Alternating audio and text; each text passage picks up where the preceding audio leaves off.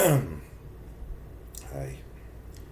One thing I talk about boxing and the idea of the perfect record. Yeah, the perfect record.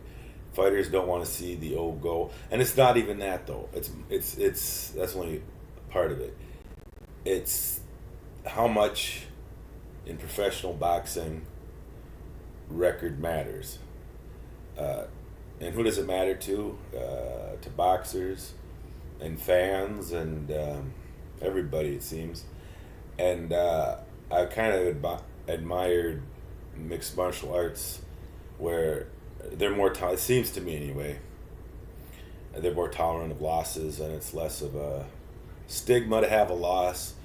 And there's been absolutely amazing boxers that are like, that give the best fights ever that have been in career jeopardy because they've had two, three, four, five losses, and especially if they're in a row. I guess in boxing, you're expected to win. I guess something like this. But Arturo Gatti is who I'm thinking of in particular is what jumps to mind in the late 90s. In the late 90s, he was going to wars, testing people, putting them through hell, and losing. And I remember commentators being like, "He has to win one. He can't. His career's going to be over with his continued losses, stuff like that." And that's the culture. That's how it is. And I always, like I brought up, I started out talking about you don't want the O to go. That's part of it, and that's always kind of what I thought it of. And I think I've heard other people explain it of, fighters don't want to lose their zero.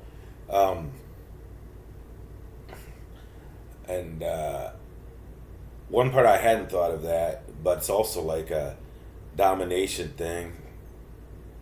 Who's gonna pop his cherry? You don't want to get your you don't want none of these son of bitches to pop your cherry.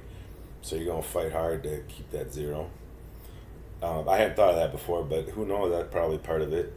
But also, this is what I was watching a different video made me think of it, and I think it's part of this whole why record is important and not losing is important in boxing because, like, let's rewind the tape in some oldie days, and let's say I'm some not even quite a contender yet, or maybe getting to be a contender or something, and I'm getting paid like $5,000 a fight. Okay, but if I can get a shot at the champion, maybe I get 20,000 for that fight. Right? Maybe I got it in my head I'm going to retire after that one, and that would be a great payday to go out on something like this. So it's more than just the record you're carrying around. It's the access to the money and the money that you yourself generate. If I've got a zero and I beat all the best but a couple, there's going to be huge paydays for those, for both me and the competitor, the challenger. And if the challenger gets it, boom. Now he's payday after payday, as long as he can keep it up. So I think that has a lot to do with it too. Access to the ranked fighters that are going to get you a shot at the. Yeah, that makes a lot of sense, right? I could have been a contender. Okay. Enjoy the rest of your day. Take care.